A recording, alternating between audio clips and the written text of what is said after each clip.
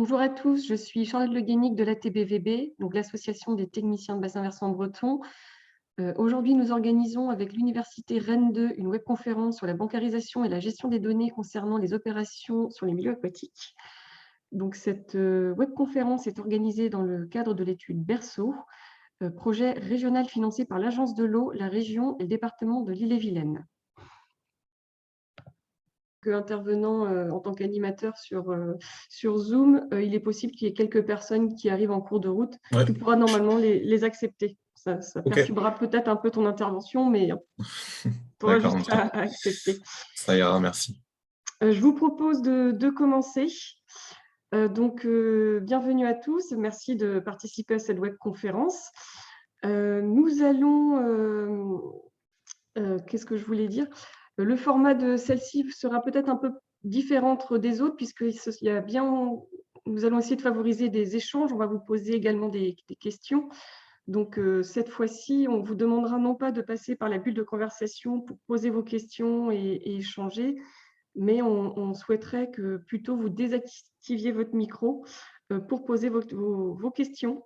Voilà, c'est juste le format qui change aujourd'hui pour faciliter un petit peu les échanges et que ce soit plus sympathique aussi, parce que c'est vrai que le format visio ne facilite pas forcément ces échanges.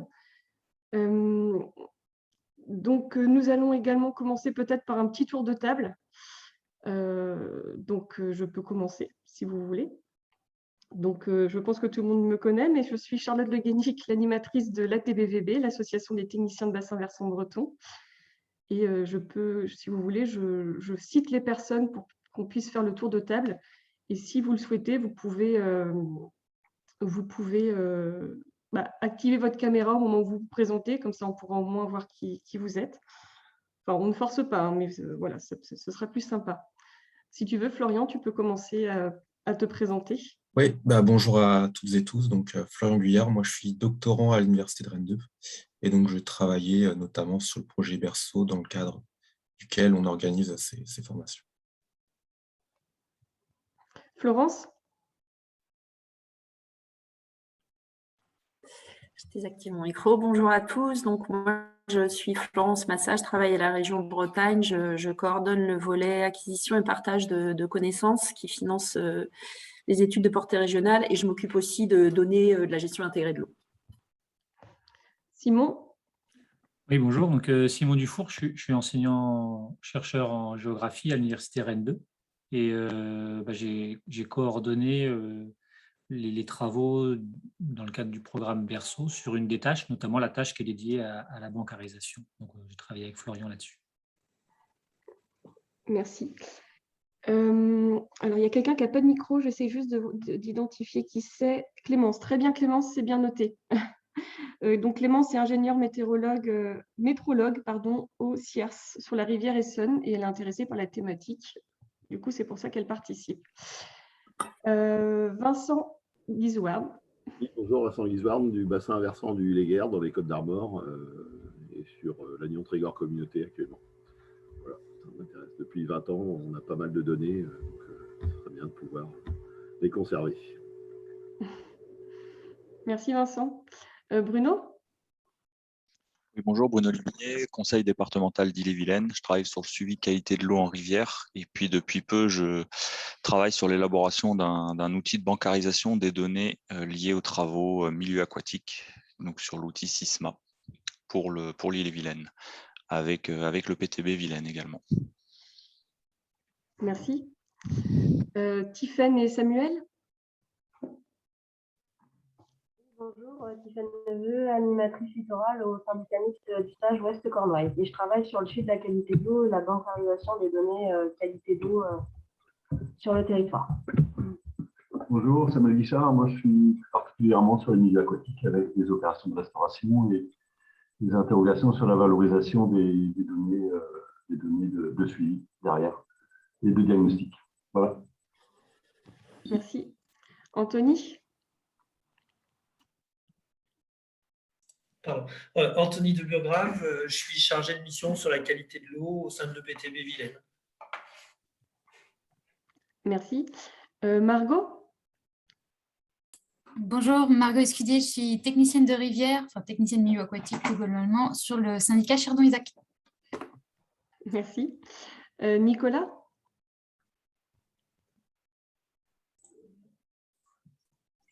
Donc, bonjour à tous, Nicolas Sourdin, moi je suis technicien rivière sur le bassin versant Loisans-Suminette, sur le bassin du Couesnon.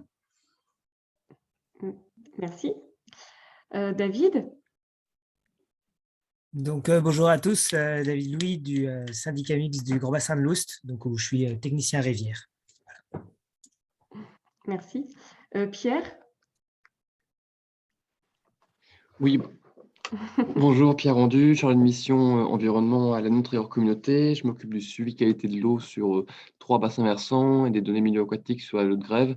Et j'essaie de coordonner aussi un petit peu du coup, les différentes données qui ont été acquises sur nos territoires, sur les 3 bassins versants en fonction des années pour essayer de les valoriser et de les bancariser. Merci, Pierre. Alors du coup, Jasmine n'a pas son micro, mais Jasmine, je vais essayer de parler pour toi. Si je dis des bêtises, tu préciseras dans la bulle de conversation. Mais Jasmine Jaouen du syndicat des eaux du Baléon. Et il me semble que tu as la casquette SIG base de données. Donc après, j'ai pas plus d'infos, je suis désolée. Voilà. Bon, bah, oui, c'est ça. Donc j'ai pas dit de bêtises en tout cas. Hugo Mérien? Oui, bonjour, Hugo Mérien de l'Office international de l'eau. Donc, je travaille comme chargé de projet eau potable assainissement et effectivement, la gestion des données, c'est un sujet thématique qui revient dans mon projet à l'international. Très bien, merci. Jérôme? Ah. Ok. Oui, donc bonjour tout le monde, Jérôme Evin, technicien rivière, fraîchement arrivé au syndicat mixte Couesnon-Aval. Merci. Je ne sais plus, Maxime, tu t'es déjà présenté? Alors non, je ne me suis pas présenté. Moi, je suis pareil, arrivé début juin au syndicat du bassin du Sémenon en tant que technicien rivière. Très bien, merci. Et il y a quelqu'un qui vient d'arriver. Je vais voir s'il peut se Timothée, je ne sais pas si tu es là. On est sur un tour de... Bonjour Timothée, on est sur un tour de table, donc tu arrives au bon moment et tu es le dernier. Donc du coup...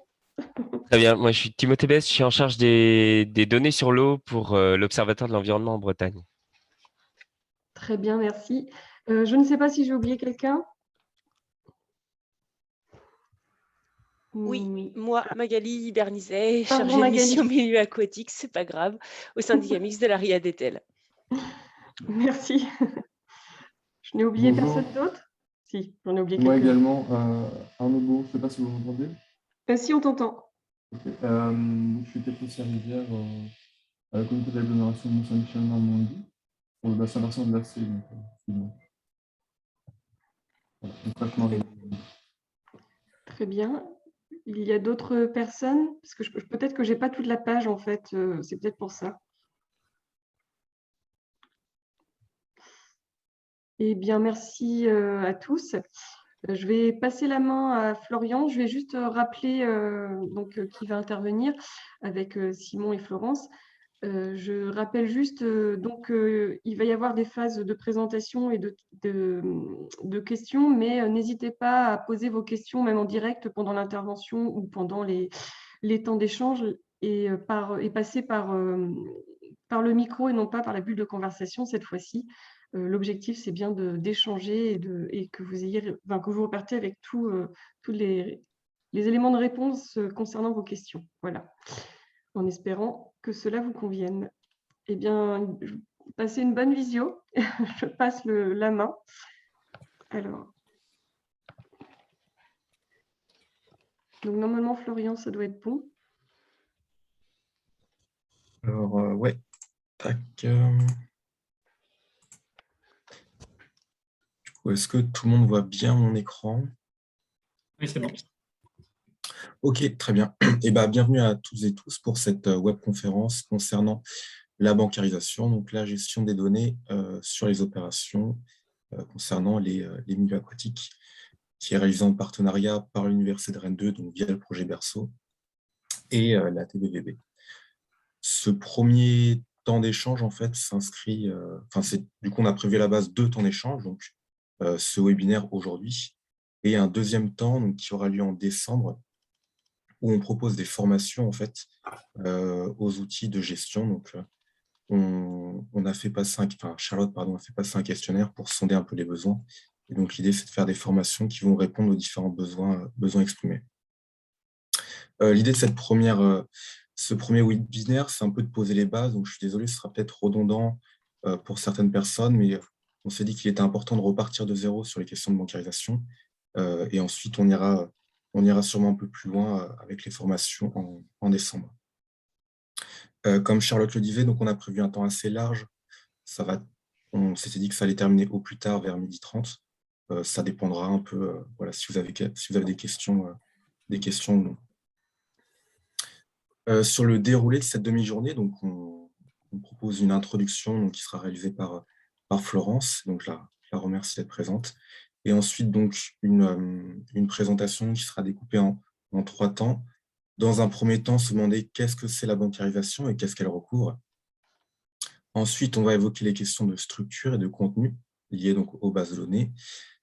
Et enfin, donc, quels sont les outils aujourd'hui à votre disposition pour faire de la bancarisation. Et ensuite, on conclura la demi-journée, comme je disais tout à l'heure, au plus tard vers 12h30. Florent, je te laisse faire une petite introduction.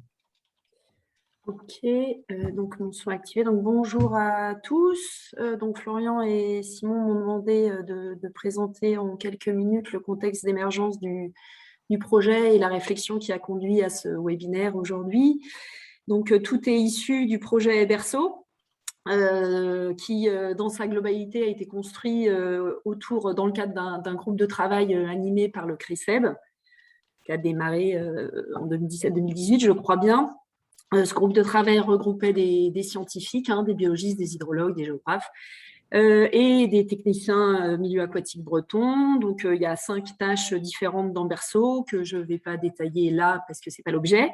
C'est la tâche 4 qui nous intéresse aujourd'hui, celle sur la bancarisation des opérations de milieu aquatique, dans lequel Florian s'est beaucoup investi, même si son action a malheureusement été pas mal impactée par le Covid et a un peu troublé le bon déroulé de son travail. Bon. Son travail a consisté en gros à faire un état des lieux des pratiques actuelles autour du stockage des données et de la valorisation.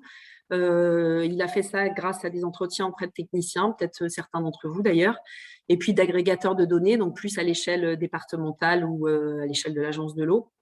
Et puis, il a aussi analysé les bases de données qui existent en Bretagne. L'idée, c'était de constituer une base interrogeable et donc homogène à une échelle régionale, et donc de proposer, si elle n'existait pas, une structuration des données. Donc, on va en discuter aujourd'hui progressivement. Donc, la proposition de structuration qui vous sera présentée tout à l'heure a été discutée en COPIL, donc qui rassemblait les financeurs et un certain nombre de techniciens milieu aquatique. En fait, ce n'est pas très facile de constituer une base de données régionale parce que chacun a ses façons de travailler qui, si elles ne sont pas cadrées collectivement au départ, en fait, partent selon un peu les aspirations et les objectifs de chacun et les compétences aussi de chacun. À l'échelle régionale, il n'y avait qu'une seule base de données qui existait, c'était la base de données de l'agence, qui leur sert plutôt pour un suivi financier, principalement, et qui ne permet donc pas l'évaluation technique et l'analyse en fait, de ce qui est réalisé à l'échelle bretonne. Donc, on a beaucoup travaillé autour de ces notions, avec l'agence de l'eau aussi, qui n'est pas là aujourd'hui, mais qui a été assez fortement impliquée dans ce travail-là. En parallèle, et avec le temps qui est passé, en fait, il y a une démarche qui a aussi émergé via un logiciel qui ne vous sera pas vraiment présenté ici, mais dont on va quand même discuter. En plus, Bruno Liminier est présent là aujourd'hui, qui s'appelle le logiciel Sysma, qui a été en fait testé par le PTB Vilaine et puis le département 35 et qui est en cours de mise en place sur ces secteurs-là. Donc, on parlera aussi de tout ça aujourd'hui. L'objectif pour moi, là, en tant que financeur, c'est vraiment de proposer un temps de présentation de ce qui a été réalisé par l'Université de Rennes 2, et puis d'échange aussi sur les enjeux de la bancarisation en Bretagne pour mieux cerner vos besoins. Et l'idée, c'est de bien définir les formations qu'on pourra réaliser, notamment le 14 décembre à la suite. Donc, vos avis sont bienvenus, sont précieux. Donc, on espère que vous prendrez la parole et que le temps d'échange sera productif. Voilà, merci beaucoup. Je te repasse la parole, Florian. Merci Florence. Justement, comme ce qui vient d'être dit par Florence, donc l'idée c'est d'avoir quand même un certain nombre d'échanges. On vous propose de déjà commencer, donc on va vous poser une question. Je ne sais pas si Simon, tu peux la mettre mettre le lien dans le chat. Donc via on va dire le logiciel Mentimeter, on va vous demander, voilà, quand on vous dit bancarisation, qu'est-ce que ça évoque pour vous? Et donc vous pouvez donner trois réponses possibles. Il faut se connecter sur le lien là, que tu as envoyé, Simon. Oui, pardon. Ouais. Alors, Simon a mis un lien dans le chat. Vous pouvez appuyer dessus et donc renseigner. Vous cliquez sur le lien et puis Exactement. Vous saisissez les mots qui vous viennent à l'esprit par rapport à ça. C'est juste déjà pour commencer à se mettre un petit peu dans le bain.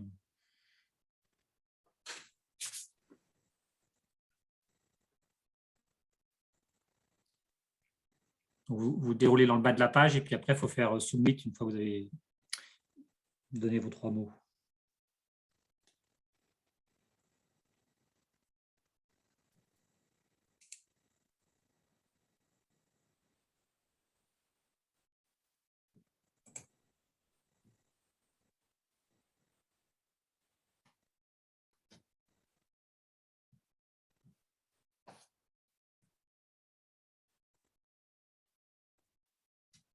Et oui, on vous laisse quelques minutes pour répondre et on affichera directement les résultats. Il n'y a pas de mauvaise réponse, hein, c'est juste…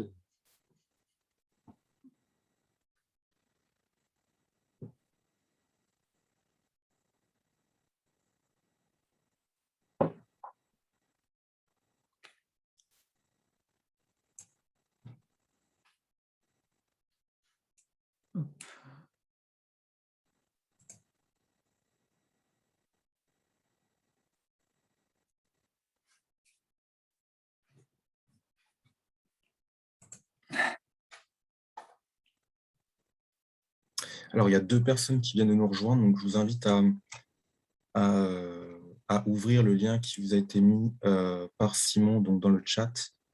Donc voilà, on vous pose une question. Quand on vous dit bancarisation, qu'est-ce que ça évoque pour vous? Et donc, vous pouvez renseigner trois possibilités.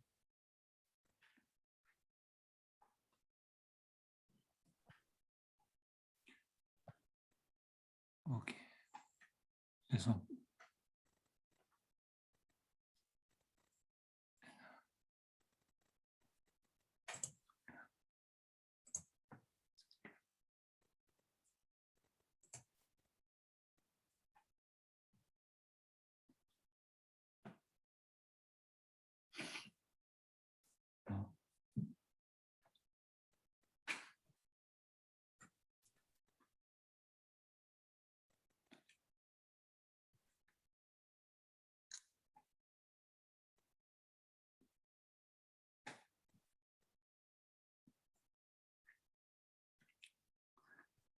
Bon, je pense qu'on est pas mal. Tu réactualises une dernière fois et puis… Ouais.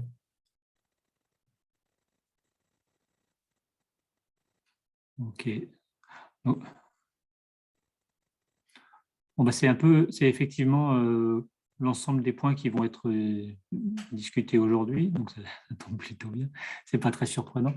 On va retrouver beaucoup des éléments qui sont présents, c'est-à-dire que à la fois il va y avoir des aspects on va essayer d'aborder des aspects qui peuvent être parfois un peu techniques sur les questions de référentiel, d'homogénéité, de protocole homogène. Ça, c'est des choses sur lesquelles on a pas mal travaillé dans le cadre de Berceau, puisque, comme l'a dit Florence, il y avait la volonté d'essayer de proposer quelque chose de commun, aussi vocabulaire commun.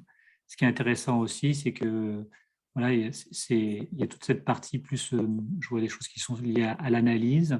Donc, on va parler des usages. Qu'est-ce qu'on fait avec ces bases de données, hein, sauvegarde, gestion, valorisation, analyse. On va essayer de voir un peu plus clair là-dedans.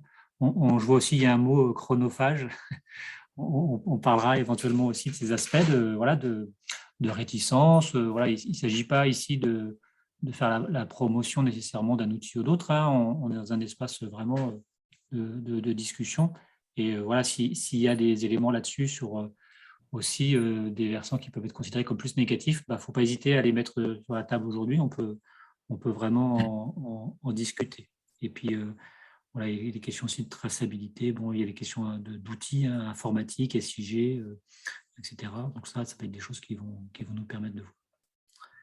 OK. Bon, on va le conserver, puis on peut reprendre le fil du coup. Oui, très bien. Merci beaucoup d'avoir répondu à cette première question. Donc, si on commence par une définition un peu, la bancarisation, c'est quoi? Qu'est-ce que c'est?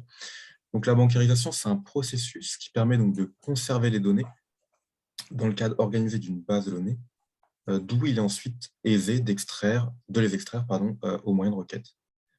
Donc, il y a deux éléments qui nous semblent importants. Le côté de conserver, donc le stockage des données, c'est ce qu'on a vu tout à l'heure, notamment dans vos propositions, et donc le requêtage, donc le fait de pouvoir extraire un certain nombre d'informations qui vont ensuite vous servir dans vos travaux du quotidien. Donc, notamment, tout à l'heure, il y avait quelqu'un qui avait évoqué la valorisation des données. Pour illustrer un peu ça, donc on peut donner différents exemples de bancarisation, donc d'organismes, on va dire autres que des organismes qui traitent de la gestion des milieux aquatiques. Un organisme assez connu quand même, c'est donc l'INSEE, donc l'Institut national de la statistique et des études économiques. Donc l'INSEE, en fait, collecte, produit, analyse et diffuse des informations sur l'économie et la société française. Donc voilà, je vous ai mis un petit exemple, un exemple ici. Donc par exemple, il collecte des informations donc, sur la population française.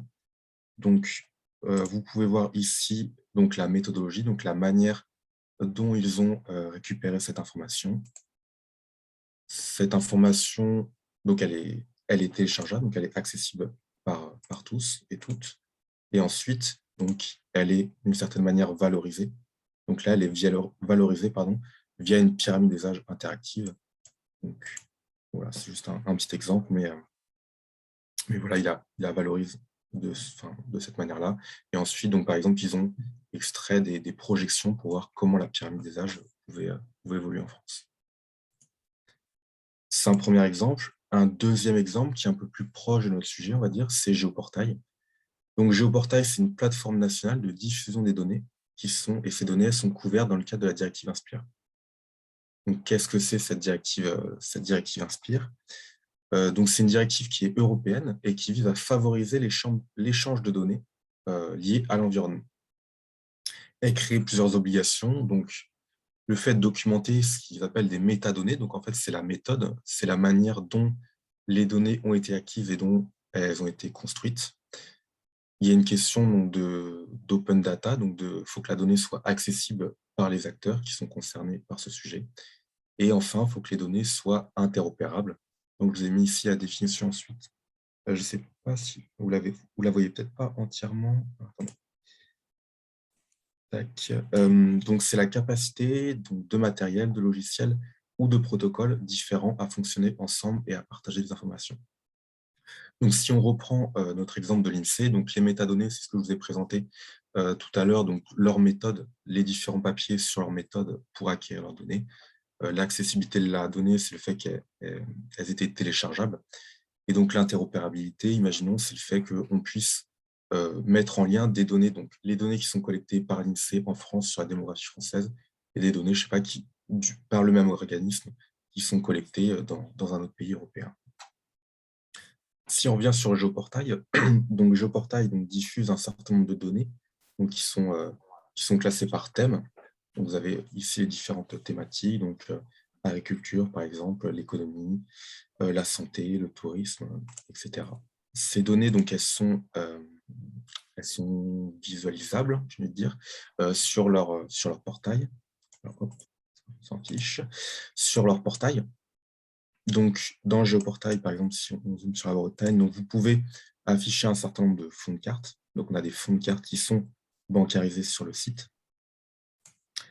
Donc, par exemple, l'IGN, vous pouvez juste avoir les limites administratives. Et ensuite, vous pouvez afficher donc, un certain nombre de données, donc, par exemple, le RPG. Vous avez d'ailleurs différentes années pour le RPG. Et vous pouvez ensuite donc accéder à l'organisme qui récupère cette donnée, ainsi que la légende. Un exemple qui est comparable à GeoPortail, donc c'est GeoBretagne, donc c'est un peu la déclinaison à l'échelle de la Bretagne. Donc ça, c'est une démarche partenariale entre la préfecture et la région Bretagne, justement dans le but de mettre à disposition un certain nombre de connaissances sur les territoires. Et ça se fait donc également dans le cadre de la directive Inspire. On va vous poser une deuxième question. Maintenant, on va rentrer un peu plus dans le vif du sujet en se demandant donc justement à quoi la bancarisation peut servir. Et donc, alors si ça s'affiche. Oui, c'est bon. Là, je viens de remettre un nouveau petit lien à cliquer. C'est exactement le même principe que tout à l'heure, mais là, c'est du coup vraiment pas seulement sur... C'est vraiment qu'est-ce qu'on peut en faire, sur voilà, à quoi ça peut servir. Et là, on va quand même commencer à se concentrer sur les milieux aquatiques. On s'éloigne des exemples génériques que nous a montré Florian. Donc pareil, on vous laisse quelques minutes pour y répondre et puis on va ensuite discuter de ces réponses.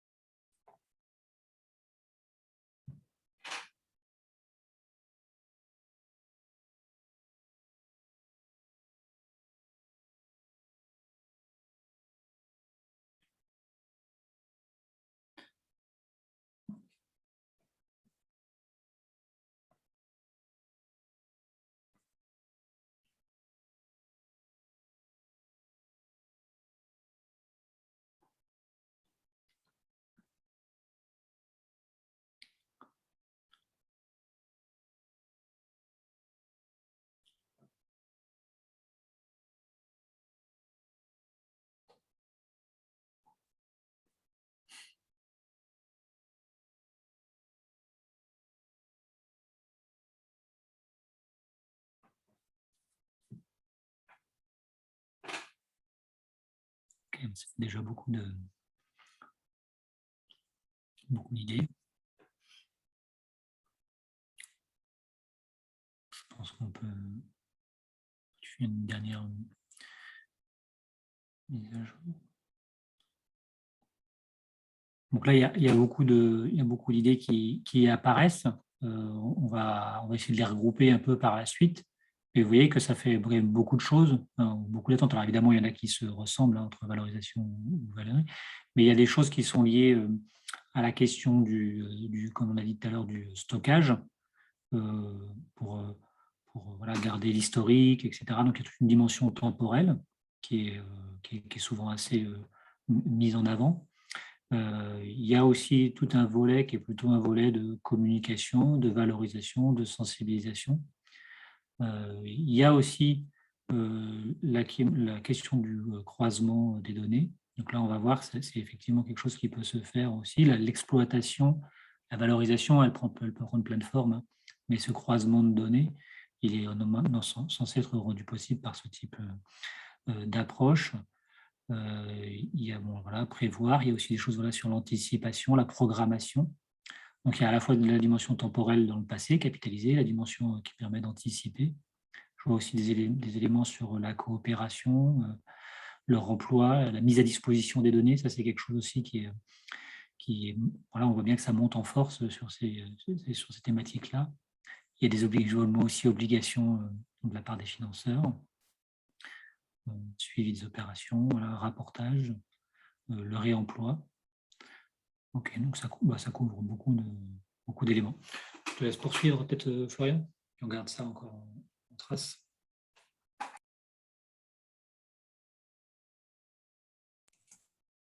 Oui, pardon, j'avais pas mis le micro. Du coup, si on repart de notre définition et des notions donc, de stockage et de requêtage qu'on évoquait tout à l'heure, on peut extraire, on va dire, 3 grandes familles à quoi peut vous servir la bancarisation. Donc, on a déjà la notion d'historique. Donc, tout à l'heure, il y avait quelqu'un qui avait marqué historiser notamment. Donc, garder un historique. Donc, par exemple, donc là, vous avez un exemple pour illustrer ça.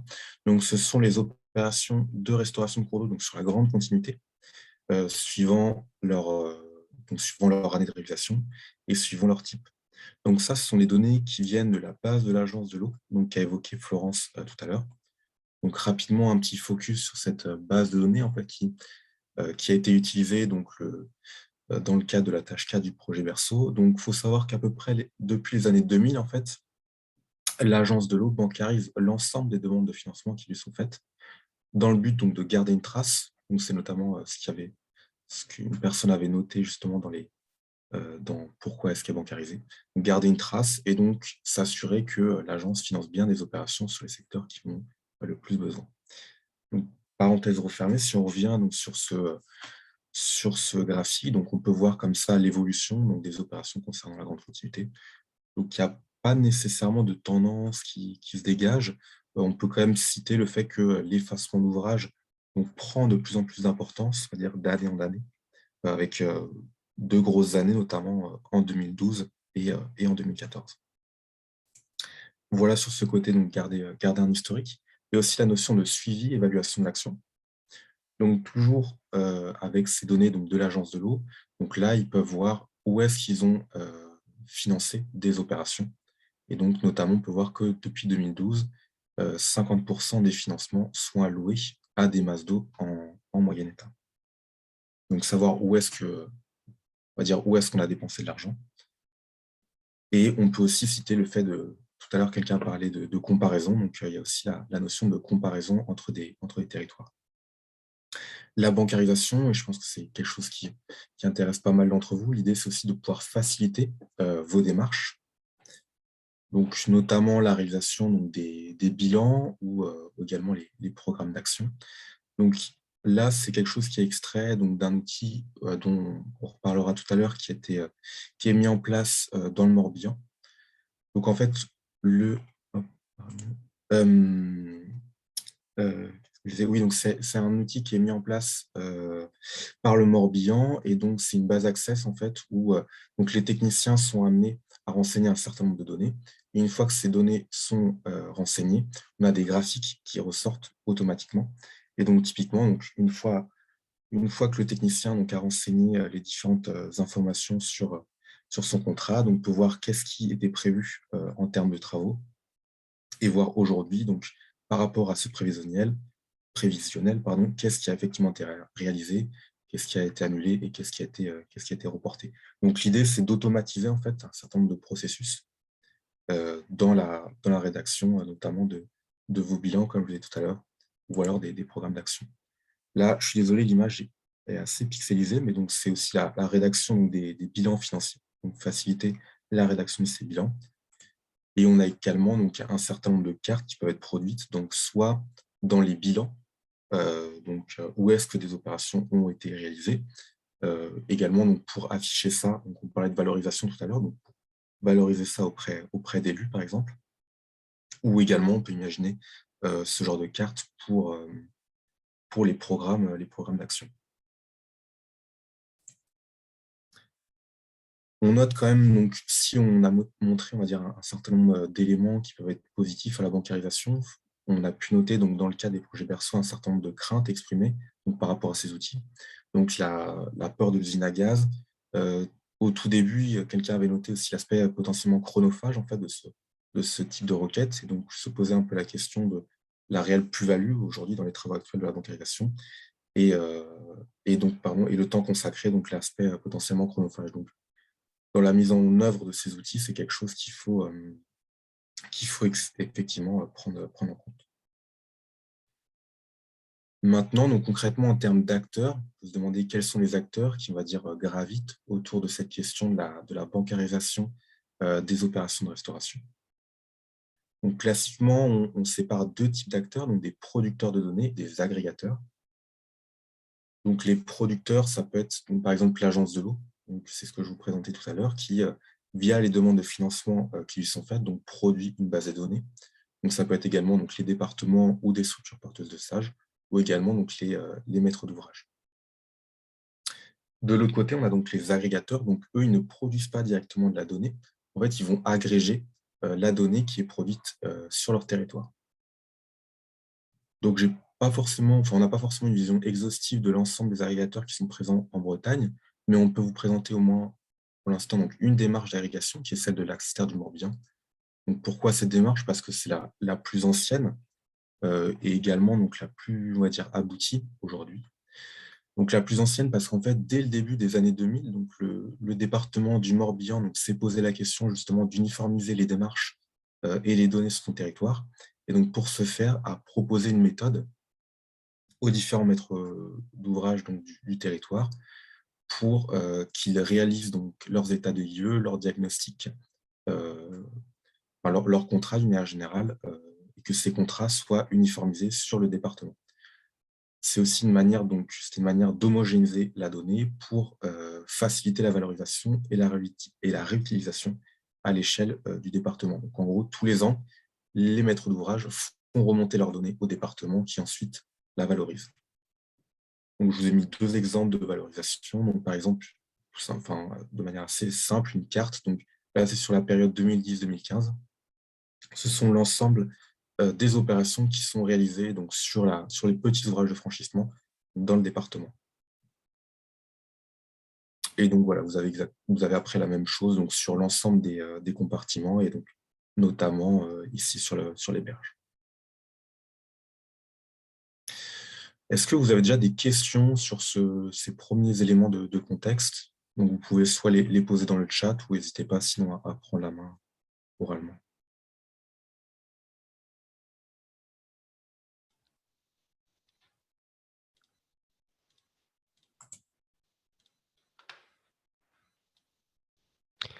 Moi, j'ai une question aux autres participants, c'est qui ont justement éventuellement à bancariser de la donnée peut-être dans d'autres contextes, savoir si avoir un petit retour d'expérience peut-être sur d'autres sujets sur lesquels ils ont de la donnée à bancariser, avec éventuellement les situations où cette bancarisation est compliquée, pénible, ou d'autres exemples où la bancarisation se fait de manière plus fluide et efficace. Je me demandais s'il y avait d'autres contextes comme ça où vous avez des exemples plus positifs ou plus compliqués sur cette question de la bancarisation.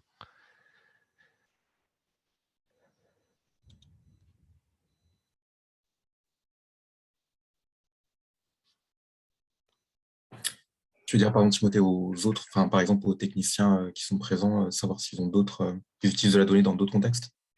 Oui, c'est ça. Dans d'autres contextes où ils la produisent, où ils ont justement cet objectif de bancarisation, et savoir s'il y a certaines données pour lesquelles le fonctionnement marche bien et d'autres où c'est plus compliqué, pour avoir d'autres exemples éventuellement de situations de bancarisation. Moi, je travaille sur la qualité, Pierre Rendu, du coup, LTC. Moi, je travaille sur la qualité eau, sur la qualité de l'eau. On bancarise depuis quelques années déjà, du coup, les données. On a une habitude, du coup, à transférer nos données, à bancariser nos données, à avoir un langage commun, du coup, Sandre, avec, du coup, soit les départements qui récupèrent les données, soit, du coup, directement les régions.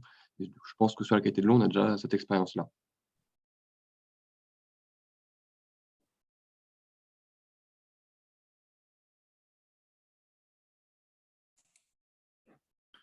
Et cette expérience sur la qualité, elle est, comment dire, est-ce qu'on y retrouve, bon, il y a le volet là que vous mentionnez de remonter de la donnée, mais est-ce que aussi vous y retrouvez la question de la valorisation. Est-ce que c'est des données qui, une fois qu'elles ont été saisies et remontées, est-ce qu'elles sont utilisées? Est-ce que ça, c'est une dimension qui est aussi présente sur cet exemple-là? Oui, elles sont valorisées. C'est beaucoup plus facile pour tout ce qui est bilan, tout ce qui est affichage, tout ce qui est cartographie, tout ce qui est échange avec les différents partenaires, avec différents visualisateurs qui existent. Ces données, j'ai l'impression qu'ils sont plutôt bien valorisées. Ok. Moi, j'avais une question qui prolonge un peu celle de Timothée sur ces sujets de restauration de l'hydromorphologie. Là, pour l'instant, vous nous avez présenté principalement des indicateurs de travaux effectués, mais aucun indicateur d'efficacité de ces travaux. Est-ce que vous avez aussi travaillé dessus? Je pense par exemple à des suivis macro-invertébrés ou autre chose qui pourrait être fait dans le cadre de ces travaux. Alors, dans la partie, dans le cadre de Berceau, il y a eu des réflexions sur la question des indicateurs, mais c'est vrai que pour l'instant, les deux parties sont un peu séparées, c'est-à-dire qu'il y a eu une réflexion sur la notion d'indication, mais intégrer l'évaluation, des indicateurs d'efficacité dans les bases de données, en fait, comme il n'y avait pas encore de base de données, comme les bases de données qui bancarisent déjà ce qui a été fait sont pas toujours existantes ou elles sont très différentes, etc. Et tout. Pour l'instant, il n'y a pas de propositions qui vont être formulées là, à court terme sur les indicateurs d'efficacité qui pourraient être intégrés. En revanche, à moyen terme, à long terme, ça serait clairement l'objectif. Donc, les structures ou les schémas de données qui ont été pensés, ils peuvent intégrer à la suite de ça, mais je pense que ça nécessitera un autre travail qui n'a pas été encore réalisé complètement là-dessus.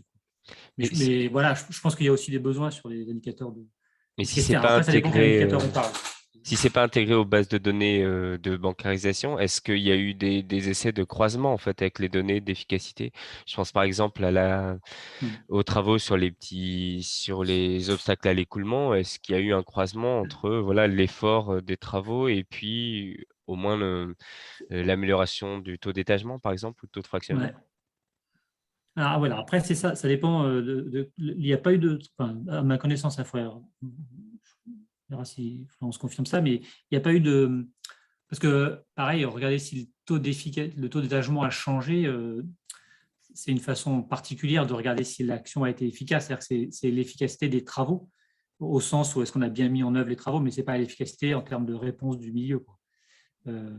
Et là-dessus, je pense que le nombre de données disponibles qui permettent d'évaluer l'efficacité des actions, toute la littérature, elle dit que c'est souvent des choses qui sont assez ponctuelles.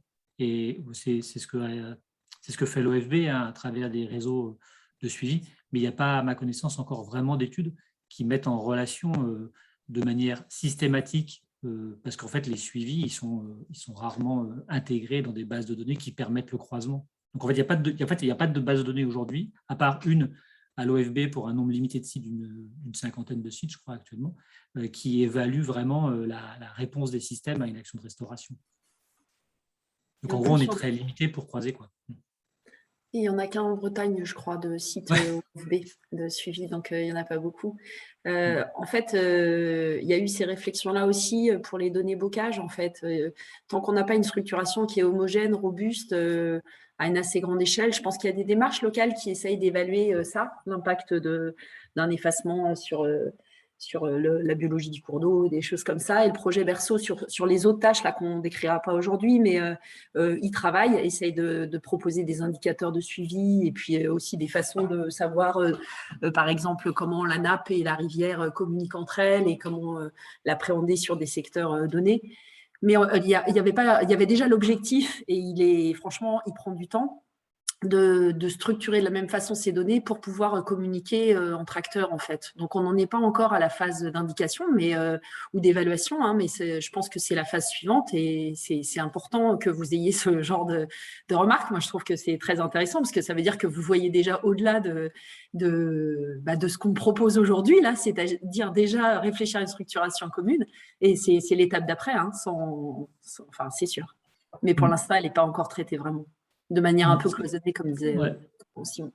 Ce qui est compliqué sur la partie suivi, c'est que je pense que, enfin, moi, le regard que j'ai là-dessus, c'est qu'il n'y a pas encore vraiment, on n'a pas trouvé je ne vais pas dire un consensus, mais un bon équilibre entre des indicateurs qui renseignent vraiment sur l'effet d'une action et quelque chose qui soit aussi qu'il soit possible de mettre en œuvre, en routine, par les structures qui font ces actions. C'est-à-dire que soit on a des indicateurs qui sont scientifiquement très pertinents pour évaluer l'effet d'une restauration, mais qui sont souvent assez lourds à mettre en œuvre et qui du coup ne sont pas mis en routine. Donc en fait, ils sont mis en œuvre sur 1 ou 2 sites ou sur un nombre limité de sites. Et à l'inverse, ce qui peut être fait en routine, c'est souvent plus léger. Donc ça pourrait être aussi pertinent.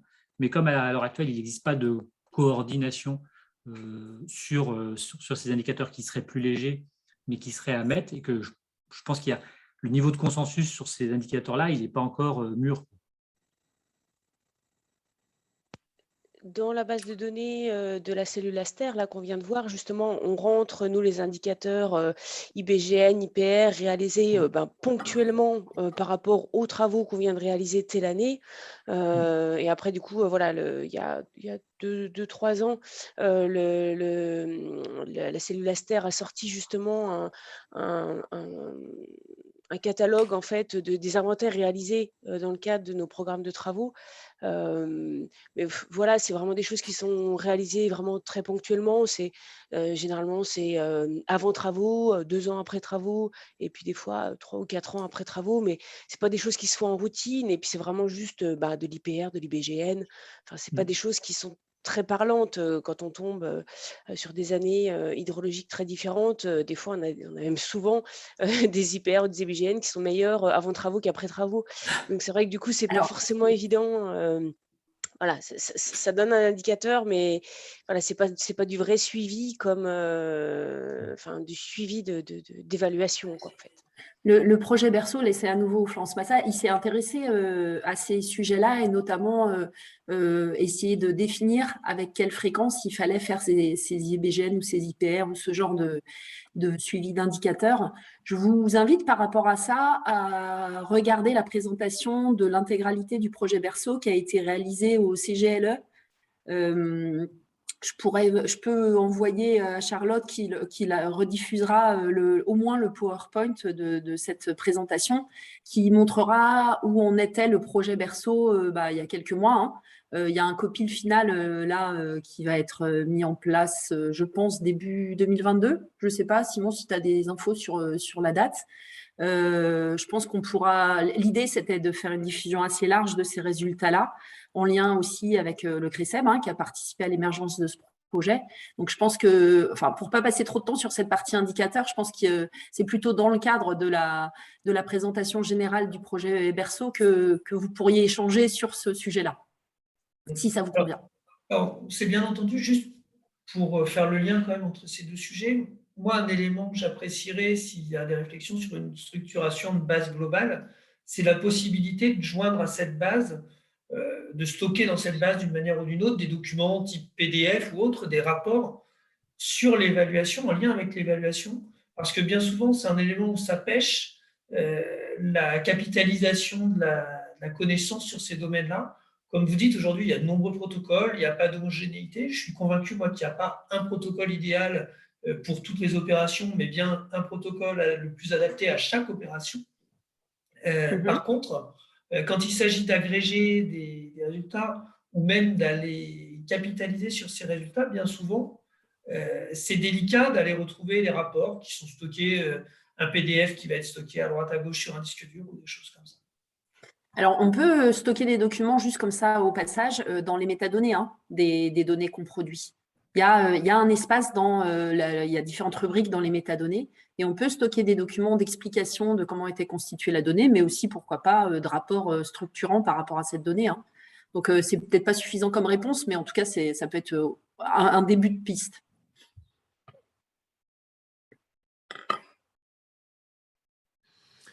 Est-ce qu'on a d'autres questions ou remarques?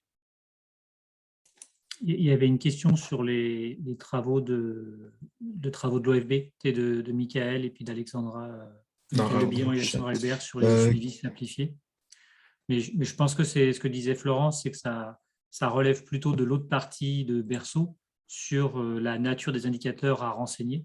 Évidemment, il y a un lien à faire, hein, comme ça a été mentionné. Une fois que ces indicateurs-là, les propositions qui auront été faites, elles seront suffisamment robustes et étayées, que ça fasse l'objet d'une bancarisation, c'est clairement l'étape suivante. Mais je suis d'accord avec Florence, je renverrai plutôt à l'autre partie de Berceau, si c'est possible, pour avancer sur cette question des indicateurs. Très bien. S'il n'y a du coup pas d'autres questions, après, on pourra, si vous avez des questions qui vous viennent ensuite, on pourra en discuter, hein, bien sûr.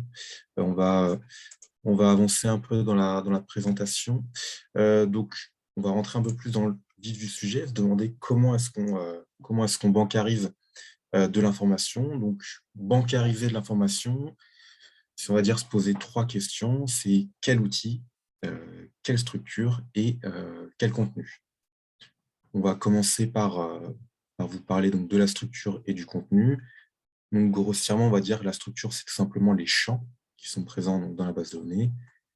Et le contenu, c'est la manière dont sont renseignés ces champs. Donc, comme tout à l'heure, ce sera la dernière question qu'on va vous poser. On aimerait bien savoir justement comment est-ce que, donc, si vous avez une base de données, comment est-ce que vous avez constitué un peu cette structure et ce contenu. Donc, Simon, si tu peux mettre le lien. Oui, je l'ai voilà, mis. parfait. Donc là, la question, c'est aussi de se dire, voilà, si vous avez des bases de données sur lesquelles, alors, bon, c'est plutôt sur les milieux aquatiques, parce que c'est la question qui nous intéresse, mais à minima des bases de données, ce qui nous intéresse, c'est de voir un peu comment est-ce qu'on en arrive souvent, quand on travaille sur une base de données, voilà, comment est-ce que la structure elle a été définie, et si, voilà, pour qu'on s'y repère, parce qu'il y a plusieurs façons de le faire, quoi. Donc, voilà, alors vous prenez l'exemple d'une base de données, celle qui est la plus proche des sujets qui nous intéressent aujourd'hui sur les milieux aquatiques, hein. Voilà, et comme ça, c'est juste à titre d'exemple.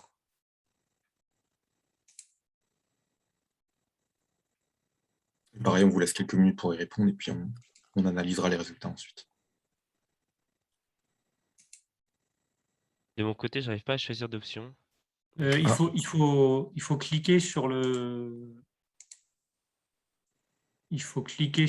petit encadré. Et normalement, il y a Select an option. Et après, il y a soit les 4 options qui apparaissent en blanc. Ah oui, c'est bon. Elles étaient blanches sur fond blanc. Oui, elles sont blanches sur fond gris. Ah, Alors, mince. c'est pas terrible. Désolé. Pas fait gaffe. Et, voilà, et quand on passe avec la souris dessus, elles apparaissent en noir et on arrive un peu à les lire. Alors, du coup, elles ne sont pas dans l'ordre que Florian nous a indiqué, mais il y a 5 options possibles qui apparaissent.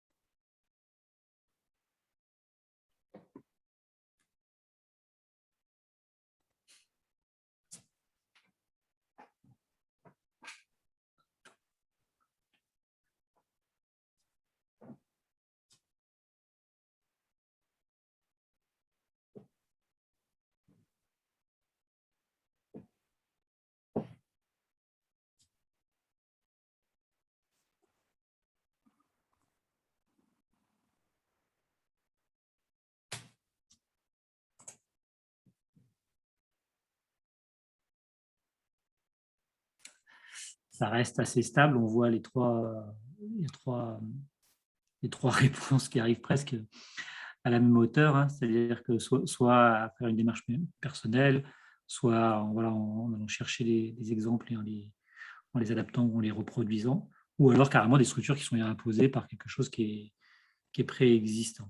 Évidemment, bon, les autres parties, je n'ai pas de base de données, c'était pour laisser la possibilité ici, quand on n'a pas déjà de base de données. Et puis, il y a des formations, forcément.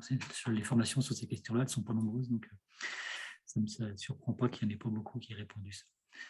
Je te laisse enchaîner. C'est bien, c'est que les trois sont ouais, les unes que les autres, quoi. Ouais, bon, tu vois, ça ne change pas fondamentalement. Je te laisse enchaîner, Florian. Ouais, moi j'aurais juste du coup une question, c'est des personnes qui ont répondu par mimétisme des démarches existantes. J'aurais bien aimé savoir quelles démarches, enfin sur quelles démarches ils sont appuyés. Si vous pouvez répondre soit oralement, n'hésitez pas à prendre la parole, ou sinon dans le chat. Ouais, celle du CD56 pour Bruno. Par exemple, ou peut-être que d'autres démarches auxquelles nous n'avait pas pensé. C'est ça, d'accord. Oui, bah oui, Bruno, oui.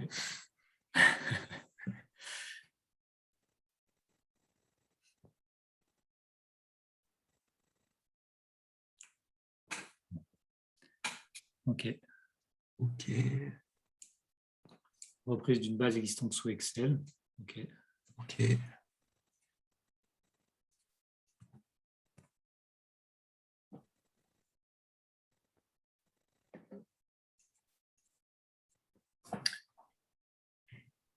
OK.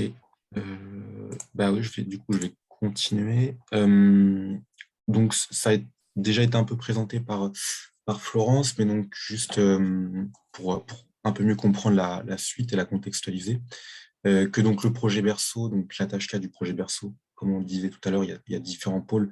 Mais donc, en tout cas, cette tâche 4, elle avait deux objectifs, donc faire le bilan des actions de restauration déjà réalisées en Bretagne et accompagner la réflexion sur les dispositifs de bancarisation.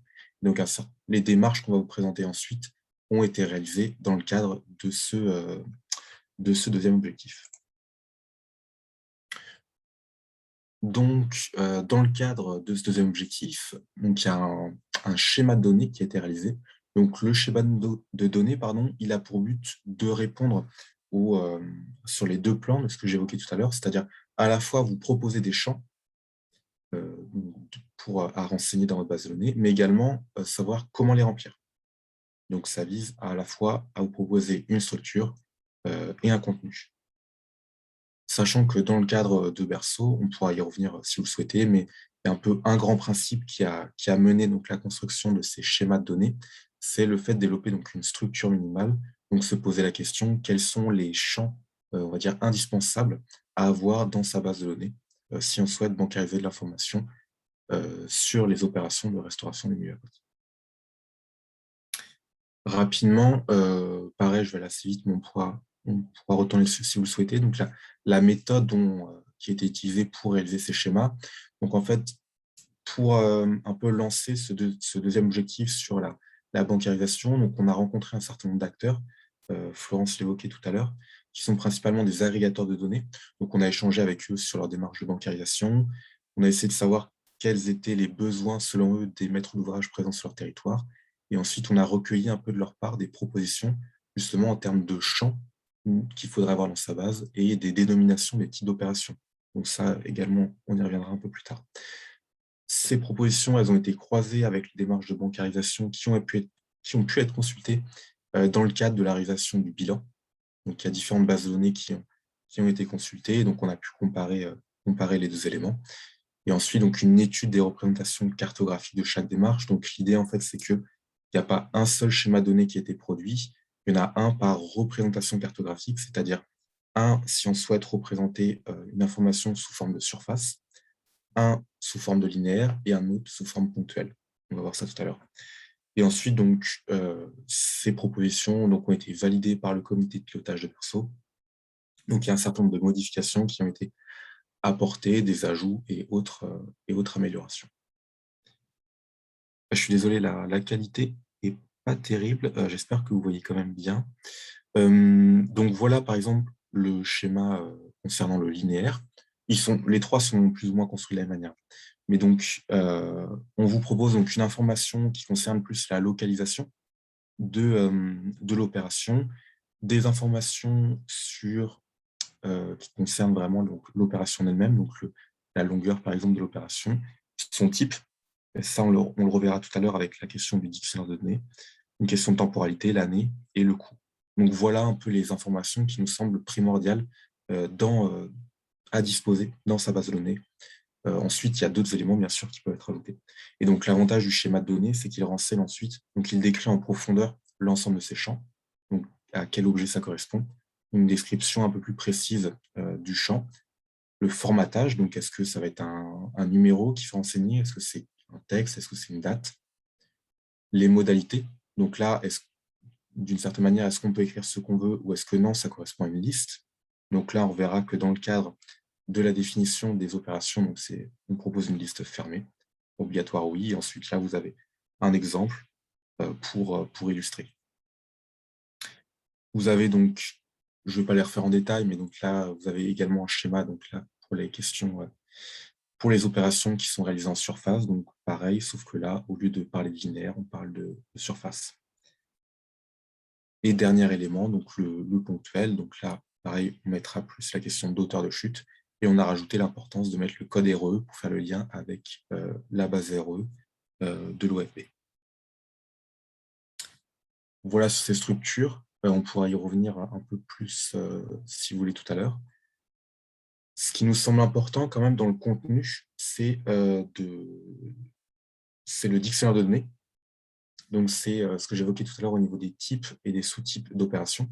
Donc, dans ce cadre-là, nous, on peut vous proposer différents dictionnaires existants. Et on a notamment participé à la constitution d'un dictionnaire, celui donc, sur le conseil du conseil départemental d'Ille-et-Vilaine.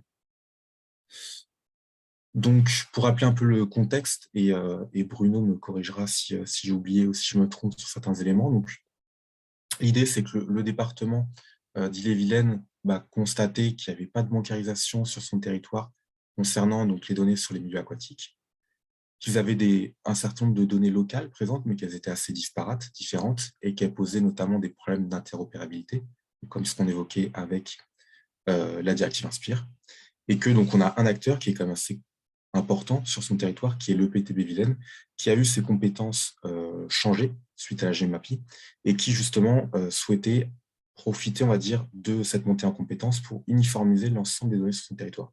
Et donc l'idée, c'était d'une certaine manière de profiter, même si le terme peut sembler un peu péjoratif, mais un peu de profiter de l'uniformisation sur le territoire de la Vilaine pour l'étendre à l'ensemble du département et donc développer un dictionnaire commun sur l'ensemble du département. Cette formulation, un dictionnaire, donc, elle part du dictionnaire du Morbihan. Donc, ce dictionnaire, il est disponible en ligne si vous souhaitez aller le voir. Donc, vous pouvez le télécharger ici, là, sur la typologie d'action. Et d'ailleurs, si vous voulez, on pourra le regarder tout à l'heure si vous le souhaitez. Donc, l'idée, c'est qu'on est parti de ce dictionnaire, donc, qui était déjà existant. Il est apparu que ce dictionnaire était peut-être un peu trop exhaustif. Il y avait un peu trop de données. Ça pouvait donner un peu un aspect usine à gaz. Et donc, l'idée, c'était d'affiner un peu ce dictionnaire. Donc, il était affiné par le PTB Vilaine et par l'équipe Berceau. Ces différentes modifications ont été validées par l'ASTER du Morbihan. Et ensuite, il y a un certain nombre de mises à jour qui sont réalisées par les acteurs d'Ille-et-Vilaine. Et donc, ça nous donne un dictionnaire qui est, Bruno pourra confirmer, mais il me semble qu'il est prévu qu'il soit fini pour la fin de l'année. Et donc, on retrouve, donc je peux vous le montrer rapidement, on retrouve les 3 catégories, donc linéaire, ponctuel, surfacique, que j'évoquais tout à l'heure. Et donc, ouais, Bruno, tu voulais? Non, je te laisse, c'est bien complet, il n'y a pas de souci. Très bien. Et du coup, donc, à chaque fois, vous avez donc 3 catégories, donc l'objet, le sous-type et le sous-sous-type. Et donc comme je disais, il y a encore un certain nombre de modifications, mais la plupart des éléments sont ici. Et ensuite, donc, associé à ça, vous avez donc un certain nombre de définitions qui ont été développées par le conseil départemental et par l'ASTER 35. Voilà, si la catégorie en elle-même ne vous parle pas, donc vous avez à chaque fois une définition pour l'ensemble des catégories présentes.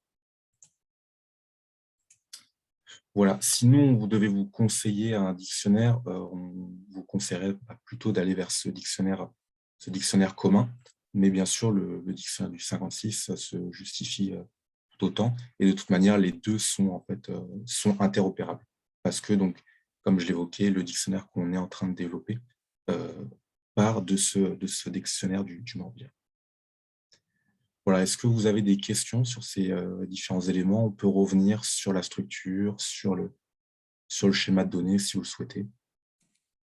Et si après, il y a d'autres informations que j'ai pu oublier, Bruno, même Simon, vous n'hésitez pas à rajouter des informations.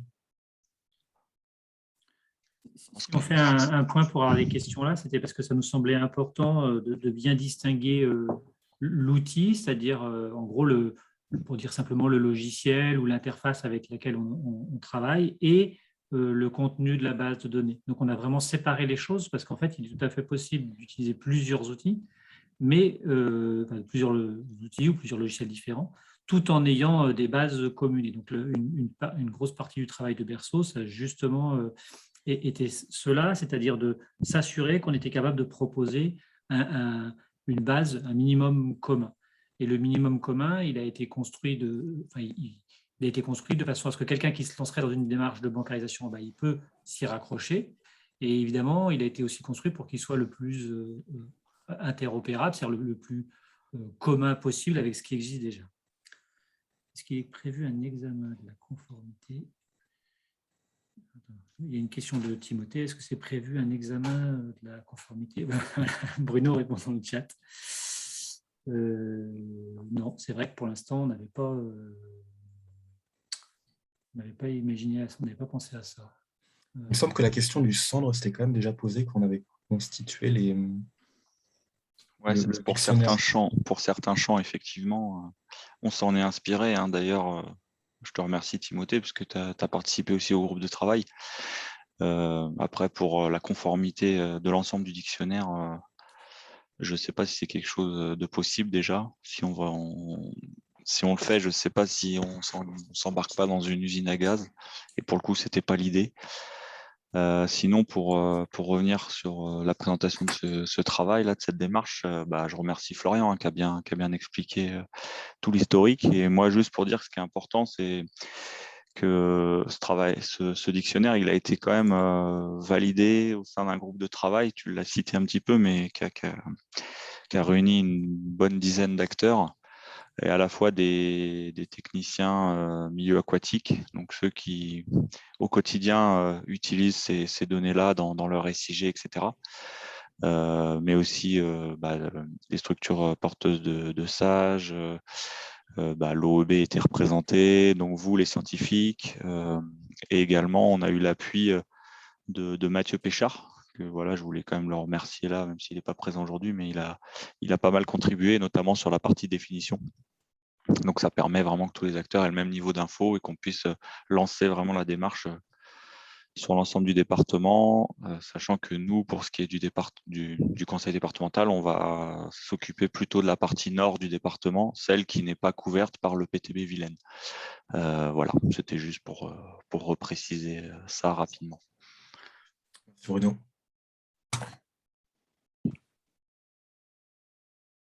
Est-ce qu'après, on a d'autres questions sur... Oui, moi j'avais une question, c'est pour les structures, donc comme la mienne, le Grand Bassin de Loust, où en fait on est sur 3 départements. Et donc on a l'habitude de travailler avec le CD56 et donc la cellule Aster et la base qu'il y a. Moi là, quand j'entends les discussions, je me dis, est-ce qu'on ne va pas se retrouver, même si la base là qui a été validée s'inspire de ce qui a été fait au CD56, est-ce que pour notre structure, on ne va pas se retrouver avec une base du 35 qui sera assez proche, mais qui ne sera pas tout à fait la même que celle du 56? Et vous voyez ce que je veux dire, c'est-à-dire que pas une homogénéisation à l'échelle de notre structure, mais des départements avec des choses un peu différentes et qui rend après, derrière, pour nous, le travail pas forcément plus simple au sein de notre structure. Et on est aussi sur les codes d'Armor. Donc, qu'est-ce qu'on utilise à ce moment-là sur les codes d'Armor si ce n'est pas encore avancé, lequel, le 35, le 56? Donc voilà, peut-être que ce n'était pas encore les questions qu'à se poser, mais nous étant sur l'ensemble, forcément, j'ai cette crainte pour, voilà, dans la construction des choses, quoi. Si je peux répondre, Florian, ouais, rapidement, un premier élément, mais ouais, je comprends tout à fait ta remarque. En fait, l'idée qu'on s'est inspiré du dictionnaire de l'Aster 56, c'était pour que ce soit interopérable. Et en fait, nous, pour l'Ille-et-Vilaine, ce qui est important, c'est qu'on puisse à terme faire des exploitations de ces données-là et de réaliser des bilans à l'échelle départementale de quel type d'opérations ont été effectuées telle année. Voilà, c'est ce genre de choses qu'on veut faire. Et l'idée d'avoir des champs en commun, ça va permettre ça dans notre requêtage pour les exploitations. Après, pour ce qui est du concret pour vous, aujourd'hui, c'est vrai que vous, le GBO, il est sur plusieurs départements. Le GBO, il fait partie du Sage-Vilaine. Et donc, en fait, nous, pour ce qui est de la partie Sage-Vilaine, on laisse vraiment l'EPTB. Parce que c'est l'EPTB historiquement qui est allé en premier sur l'outil, et ça va répondre aussi à la question de Magali, c'est l'outil SISMA qu'on va utiliser. Donc l'EPTB Vilaine est allé en premier sur l'outil SISMA, et nous on s'est rattaché à cette démarche en disant vu que vous allez sur l'outil SISMA sur la partie Sage-Vilaine de votre territoire, nous on va utiliser le même outil et on va s'occuper de la partie que vous ne couvrez pas. Après, le PTB Vilaine, ils sont allés sur cet outil puisqu'ils récupèrent la compétence GEMAPI sur, on va dire, l'ensemble du territoire sur l'île-et-Vilaine. Pour la partie GBO, ils sont pas opérateurs à ce jour. Donc après, faudra avoir des discussions avec Arnaud Cholet, Jean-Louis Belloncle et puis Christophe et Benjamin de l'EPTB. Je pense qu'il faut qu'il y ait une discussion qui s'organise entre GBO, CD56 et EPTB pour voir quelle est la meilleure organisation à mettre en place pour faire remonter ces données-là. Mais voilà, je pense qu'il n'y a pas de souci à terme. Si je peux intervenir aussi là-dessus, c'est vrai que c'est une première étape et moi aussi je comprends le problème d'homogénéisation sur les 3 départements. Avant, on n'avait rien. Le CD56 a fait un gros effort pour justement retoiletter sa base aussi. Il y a eu pas mal d'échanges du coup 35 et 56. Donc, on a déjà 2 départements qui arrivent à communiquer. Le 22 et aussi au courant de la démarche. Enfin, on peut que Rome s'est pas fait en un jour, on peut que y aller par étapes. Je pense que effectivement, on a toujours envie que ça aille vite. C'est déjà un progrès. Ça mettra un peu de temps. Nous, la région et l'agence de l'eau aussi, est en train de réfléchir à comment avancer sur ce sujet-là d'une manière un peu plus ferme, je crois. C'est ça leur idée. Je comprends la question. Elle va pas se résoudre tout de suite, mais on a bien conscience de ce problème-là et je pense qu'elle va quand même se résoudre petit à petit, en fait. C'est peut-être pas satisfaisant comme réponse. Non, merci, très bien. C'était plus juste pour signaler que pour... voilà, je comprends bien que ça va se... Tu fais bien de le faire et là, l'idée aussi des formations qu'on veut mettre en place à la suite, c'est justement aussi de créer une dynamique autour de ça, en fait. Moi, j'ai beaucoup participé au pôle métier bocage où on a beaucoup échangé sur justement la construction d'une structure qui soit robuste, homogène et qui permette aussi, il n'y a pas que la partie on veut une agrégation à une échelle régionale, il y a aussi entre territoires, c'est important de pouvoir discuter et quand on parle, par exemple, parce que c'était un sujet qui revenait beaucoup, densité sur le bocage, de quoi on parle exactement? Est-ce que, par exemple, les bois, on compte la haie qui entoure le bois dans certains départements, il y en a souvent, dans d'autres, il n'y en a pas. Quand on parle de densité du linéaire bocager, de quoi on parle exactement? Et je pense que d'essayer d'aller vers une démarche régionale, commune aux acteurs bretons, c'est pas que pour le régional, c'est aussi en local pour créer un peu une dynamique, aussi créer des formations qui puissent vous apporter des éléments. Il y a beaucoup de questionnements autour de cette bancarisation des données et aussi peu de temps qui peut être consacré souvent par les techniciens rivières à ce sujet-là. Donc, on essaye d'avancer progressivement là-dessus, sachant qu'on n'a pas toujours, enfin, c'est toujours une question de moyens aussi, d'animation et tout ça, mais on essaye quand même de développer une réflexion autour de ça. Donc, ça prend du temps. Le travail de Florian, il a été aussi beaucoup impacté par le Covid parce qu'on avait l'idée de faire ces formations, ces échanges bien avant et de les construire d'une manière un peu différente en faisant des ateliers, on n'a pas pu le faire. Donc, on a pris aussi du retard sur ce sujet-là, mais bon, on est aussi en discussion avec l'agence de l'eau à Orléans qui avait, eux, la problématique inverse, c'est-à-dire si on développe quelque chose de breton, comment on fait, nous, sur le reste de l'agence de l'eau qui n'est pas que la Bretagne.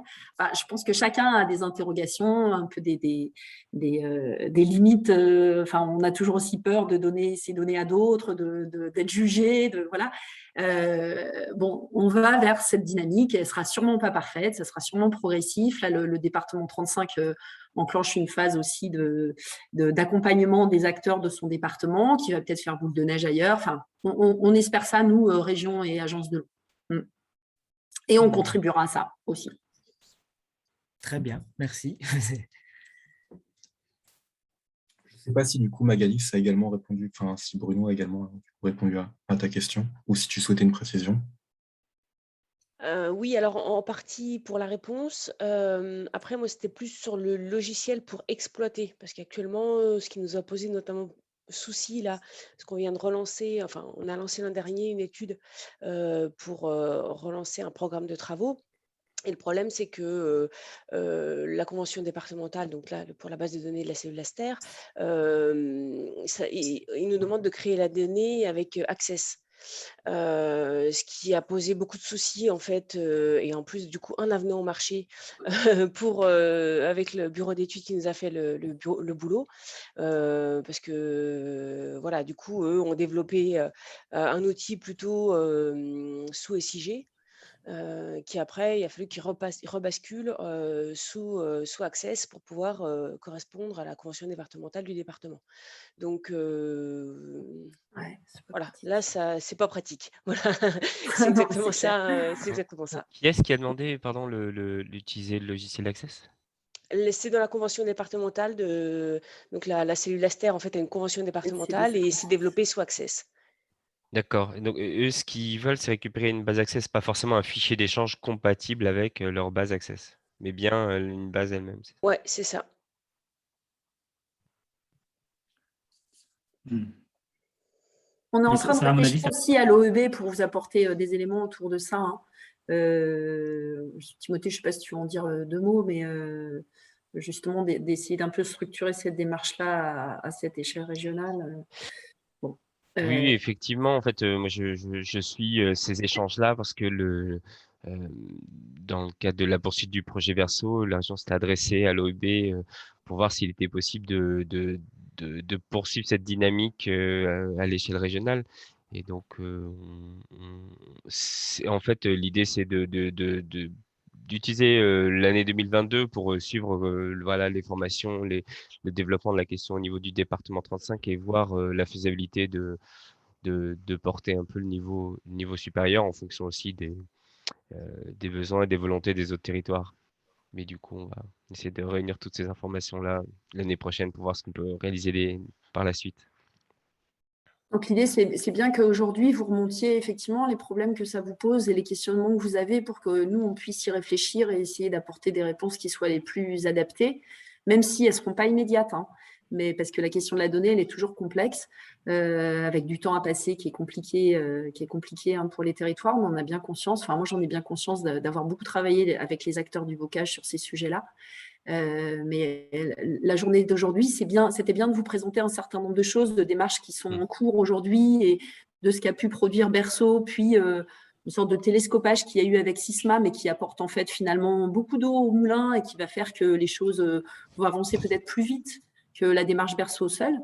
Mais si vous avez des questions, des questionnements, des réticences sur un certain nombre de sujets, c'est vraiment aujourd'hui, on a encore potentiellement 1 heure pour discuter. C'est vraiment aujourd'hui que c'est important de remonter ces choses-là. Ou ensuite, après, s'il y a d'autres questions qui émergent auxquelles vous n'avez pas pensé aujourd'hui, on est assez preneurs là pour construire un accompagnement adapté, de bien maîtriser ce qui vous pose problème aujourd'hui, quoi.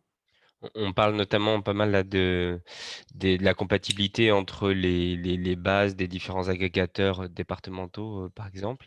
Mais il y a aussi la compatibilité avec les outils qui sont utilisés par les producteurs de données et éventuellement par les bureaux d'études. Mais il y a cette question-là aussi de trouver les moyens d'échange, de remontée qui soient les plus fluides possibles pour ceux qui ont déjà des outils, un système de gestion de ces données-là. Est-ce que le public est aussi très hétérogène en fait? Il y a des géomaticiens très armés pour ce genre de choses, même s'ils n'ont pas une base commune régionale. Et puis, il y a des techniciens milieux aquatiques qui sont moins familiers de tous ces aspects SIG. Donc, il y a vraiment aussi un public de techniciens qui a des compétences plus ou moins fortes sur ces sujets-là. Et ça aussi, c'est à prendre en compte en fait. D'où l'idée aussi d'une structure minimale pour que ça ne prenne pas trop de temps. Qu'on ait quand même un minimum commun tous ensemble qui pourra être alimenté, peut-être réduit ou peut-être augmenté aussi dans le temps en fonction de l'utilisation qu'on en fera, parce que pour l'instant, elle est un petit peu pas théorique, parce qu'elle a été validée par des techniciens milieu aquatique, mais il y a peut-être des choses qu'on n'estimera pas importantes finalement, comme c'est le cas un peu sur la base de données 56, ou qui finalement seront nécessaires à ajouter, parce qu'on se rendra compte que c'est pas assez précis. On ne sait pas encore bien tout ça, on tâtonne encore un peu, mais on essaye d'avancer sur le sujet. Et du coup, Florence, bonjour, c'est Guillaume Deray. Du coup, t'as réussi à me dire. c'est pas Étienne Gouezé. Du coup, il y a une démarche de la région pour faire une base de données homogène régionale ou sur la base de Sysma, là, le travail qu'on a fait. Alors, toi, tu es arrivé au milieu, je pense. Ah mince, non, je suis arrivé au début, mince, pardon. Non, l'idée, c'était d'avoir au moins une description commune et des champs communs à tous. Voilà, c'est le dictionnaire de données. Et qu'après, il y a bien une phase d'appropriation de ce dictionnaire. Une fois qu'il existe, comment toi, tu l'intègres dans la base que tu as au niveau local, en fait. Donc, aujourd'hui, ça, c'est pas fait. C'est quelque chose qu'on souhaiterait accompagner, et l'Agence de l'eau et la région, avec des moyens encore qui ne sont pas définis, peut-être l'appui de Timothée à l'OEB. Mais ça, c'est aussi, c'est encore en réflexion, et on va aussi regarder ce qui a été dit tout à l'heure, comment ça se passe par Timothée, comment ça se passe sur le département 35, qui a un peu cette idée d'accompagner les acteurs du département 35 ou du nord du département 35, puisque c'est le PTB Vilaine qui gère le sud. Voir comment ça se passe, les besoins qui émergent, et après d'étendre le dictionnaire de données à l'ensemble des acteurs bretons, techniciens milieu aquatique. Mais il y a bien l'idée qu'il y a un dictionnaire et qu'après, toi, ce dictionnaire-là, tu dois l'intégrer dans ta base, c'est-à-dire regarder comment est constituée ta base aujourd'hui, voir les champs que tu as en commun avec le dictionnaire, les champs que tu n'as pas en commun, et qu'est-ce qui te pose problème là-dedans, en fait. Et c'est bien ça, là, maintenant, la suite. Donc, que ce soit via le logiciel Sysma ou via d'autres logiciels, ce n'est pas vraiment la question du logiciel, c'est plus comment tu structures ta base. La structuration de la base de données, ouais, plutôt que quel logiciel tu utilises. Après, le logiciel Sysma, alors Bruno, peut-être je peux te laisser la parole là-dessus, mais il est assez intéressant parce qu'il est très appliqué au milieu aquatique. Il a été développé sur la Sèvre nantaise par un technicien milieu aquatique. Et donc, il devrait plutôt être en phase avec vos questionnements de technicien milieu aquatique. Mais ça reste quand même un peu à vérifier. Et je pense que 2022 va permettre, avec l'expérience un peu EPTB Vilaine département 35, de tester ça. Bruno, tu me confirmes ça? Exactement. Là, on n'est pas encore rentré dans le concret de l'utilisation au quotidien. Donc, je vais être un peu limité pour vous présenter quelque chose. Le PTB Vilaine a déjà bien avancé. En gros, c'est un web SIG qui permet de créer tout type d'action avec les champs définis dans le dictionnaire préalablement cité. Qui permet de faire des exports. On peut également faire des interopérabilités entre le Sysma et un SIG local type QGIS ou ArcGIS que les techniciens ou techniciennes peuvent utiliser dans leur structure. L'idée, c'est aussi que ça facilite le travail des opérateurs milieu aquatiques. On n'est pas là pour rajouter encore du travail supplémentaire, mais bien que tout le monde puisse s'y retrouver. C'est évolutif dans le temps. Si on voit qu'il y a des choses qui manquent, parce que ça remonte régulièrement, on peut le faire évoluer. Voilà, et ça doit normalement pouvoir aussi apporter des facilités pour faire certaines choses, notamment, il y a des petits exemples, mais il y en a d'autres. Mais par exemple, création de publipostage automatisé vis-à-vis des propriétaires concernés par un projet de travaux sur leur parcelle. Vu qu'on peut connecter le Sysma avec le cadastre, on peut récupérer directement et très facilement les données liées aux propriétaires, sur les données cadastrales. Donc voilà, il y a des petites choses qui existent avec Sysma qui doivent permettre aussi aux techniciens, techniciennes de gagner du temps sur certaines tâches. Donc voilà, il y a tout un tas de choses. Là, nous, on va faire des réunions de présentation plus en détail avec les acteurs concernés chez nous. Du coup, voilà, ce sera l'occasion de leur présenter. Mais Est-ce que vous les ouvrez à d'autres acteurs s'ils ne sont pas trop nombreux, Bruno, ou pas du tout? celle-là, non. Celle-là, non. D'accord. Mais parce que là, on va dans le concret, en fait. On va présenter l'outil et on va discuter concrètement de quelle collaboration on va avoir. Ouais. Peut-être s'engager vers un système de conventionnement, comme le fait l'Aster 56. Donc voilà, ça va parler échange de données, convention avec les structures. Donc là, on est plus vraiment dans le concret, l'opérationnel. Après, on pourrait éventuellement envisager, mais je ne sais pas comment, parce qu'il y a un webinaire là au mois de décembre. Il y a un deuxième. Non, c'est pas un webinaire, c'est une deuxième. Enfin, il y a une session de formation. Ouais, c'est une formation, ouais. Je ne sais pas comment envisager ça, mais ça pourrait être présenter l'outil Sysma aux autres acteurs bretons, peut-être par le PTB Vilaine, Benjamin, ou peut-être par nous. Enfin, à voir. Il y a des choses à monter peut-être. Voilà. Ouais. On Alors, essaie du coup, déjà d'avancer sur notre territoire et de se faire former aussi. Moi, la prochaine étape, c'est que je me fasse former en tant qu'administrateur. Voilà, on prend les étapes comme elles viennent, quoi. Pour ce qui est de la poursuite de la dynamique au niveau régional, l'idée, elle est dans le même esprit que ce qui se fait au niveau département 35, c'est d'accompagner un peu le partage de ce dictionnaire de données auprès des autres territoires qui seraient volontaires pour justement utiliser le même langage de données. Et si on se rend compte que le meilleur moyen et que ça correspond aux besoins de certains territoires de pouvoir avoir accès à une instance de Sysma régionale, c'est quelque chose qu'on peut tout à fait porter au niveau de l'OEB. Un autre aspect dont je n'ai pas parlé, c'est que pendant la mise en œuvre de Sysma, pour la mise en œuvre du Sysma au niveau du département 35, l'idée, c'est aussi de les accompagner pour la valorisation de ces données, avec l'idée que si on travaille déjà sur la façon dont on peut les mettre en avant, produire des bilans intéressants, ça peut aider aussi à diffuser l'outil, à l'intérêt et intéresser les autres territoires. Donc, on va faire ce travail-là aussi de réfléchir à la valorisation au niveau du département et puis ça servira pour le reste. Ouais. Je vous ai mis un lien où vous pouvez voir une version démo de l'outil Sysma.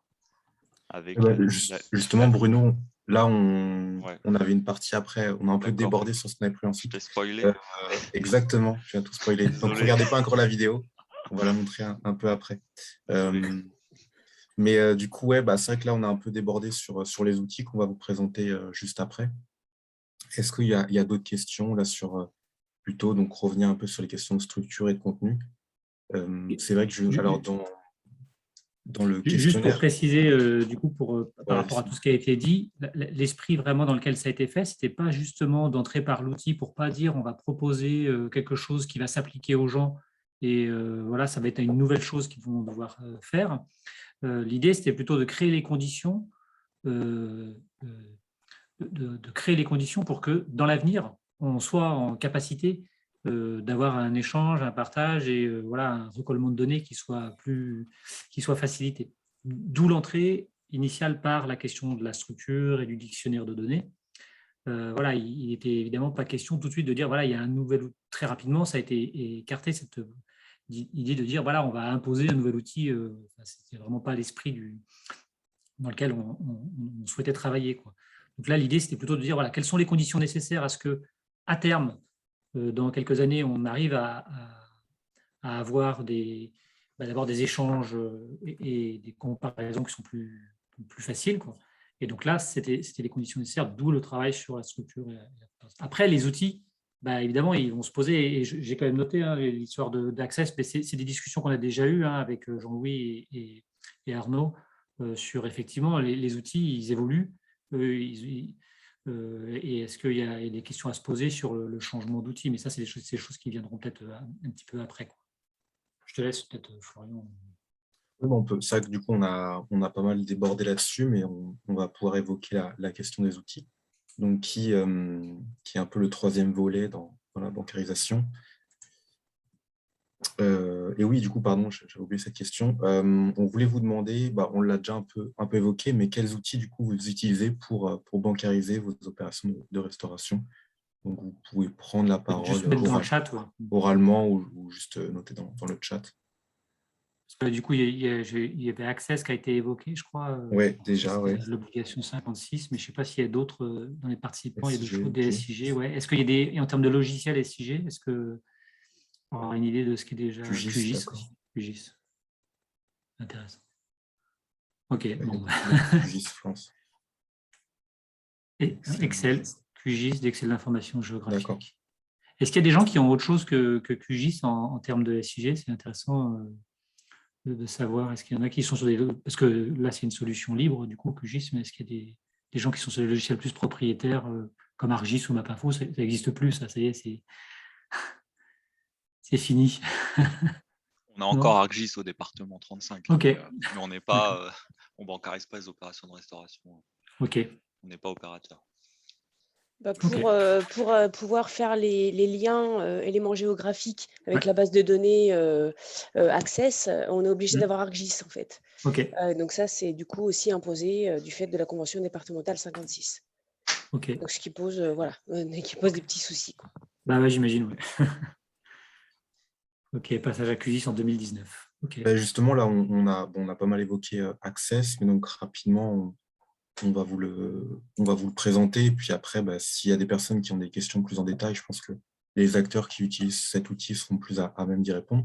Donc, Access, en fait, c'est ce qu'on appelle un système de gestion de bases de données relationnelles. Et donc, il est conçu justement pour gérer un certain nombre de bases, enfin de données complexes. Et l'avantage, c'est qu'elles sont reliées entre elles. Donc, justement, c'est une sorte on va dire, de tableur amélioré. Donc là, vous avez l'organisation des données. Je pense pas si vous avez très bien, mais bon, c'est l'organisation des données, donc la structuration du 56.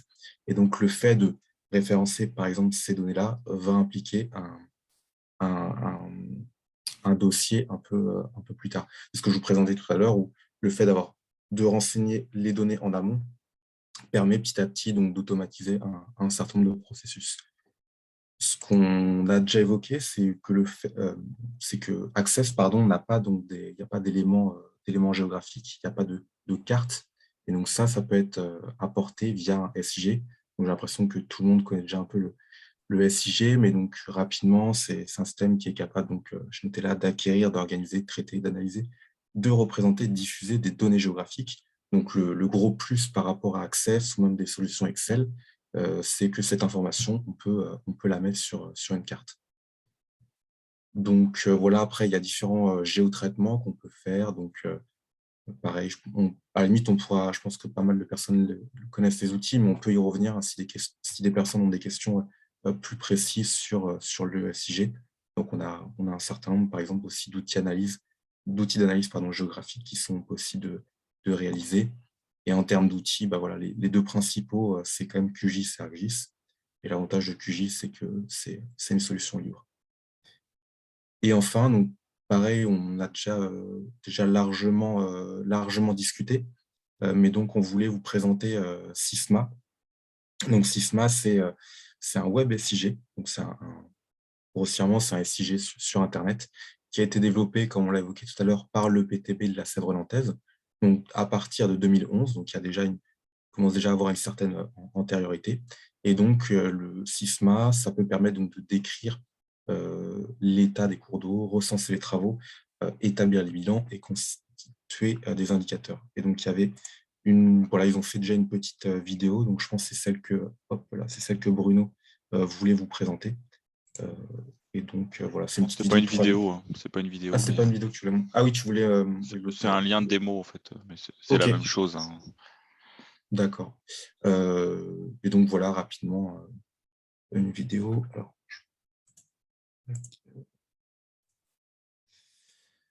voilà rapidement donc la vidéo, donc il n'y a pas de son, ne vous inquiétez pas, c'est normal, qui présente comment on peut utiliser Sysma.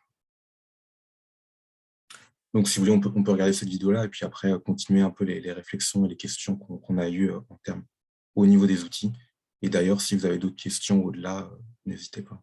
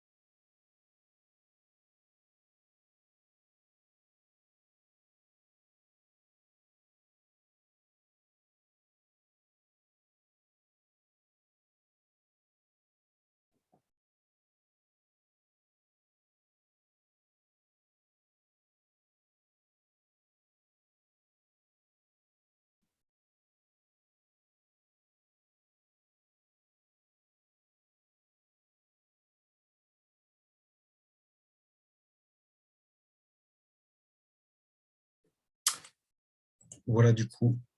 Donc, je suis allé un peu vite sur les outils, parce on l'a déjà largement évoqué. Ah oui, et du coup, ça, on l'a déjà dit, mais l'important, c'est que Sysma, du coup, va être déployé en Ille-et-Vilaine.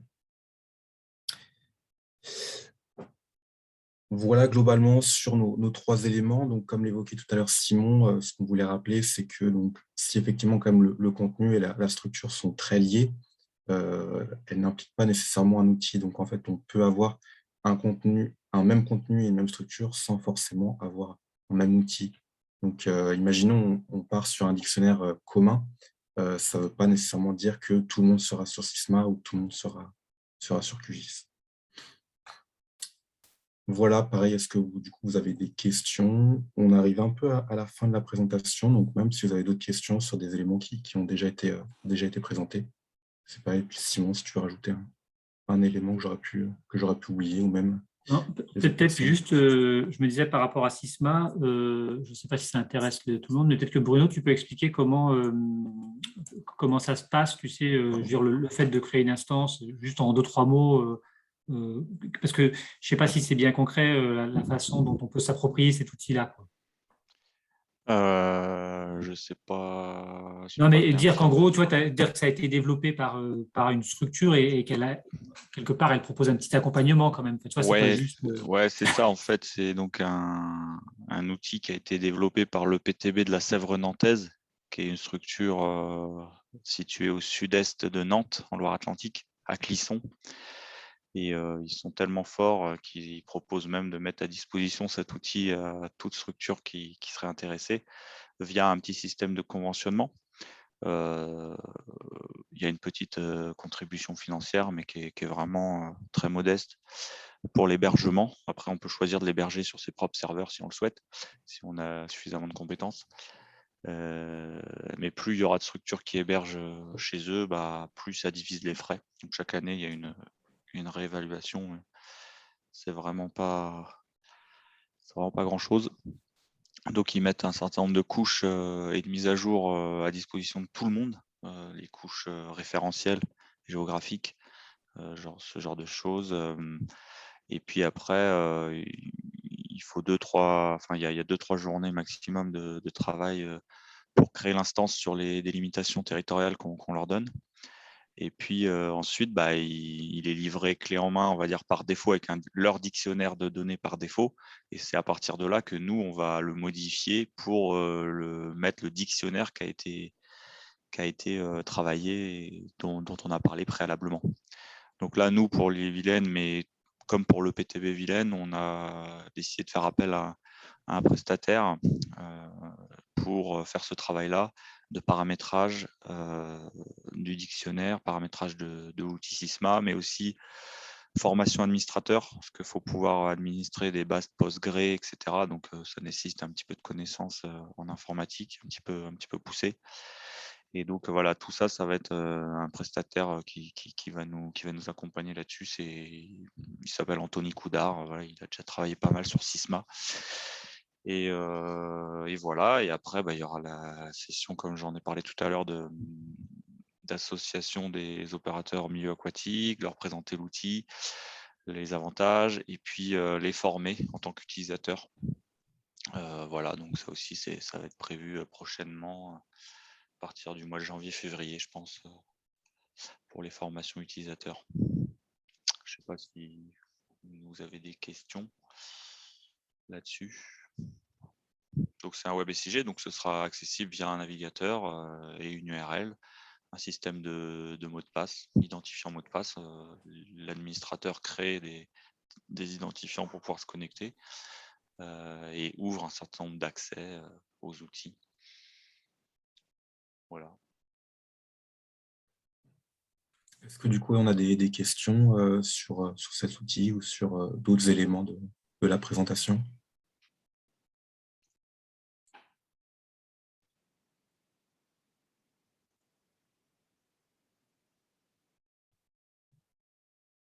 Très bien. Il y a une question dans le chat.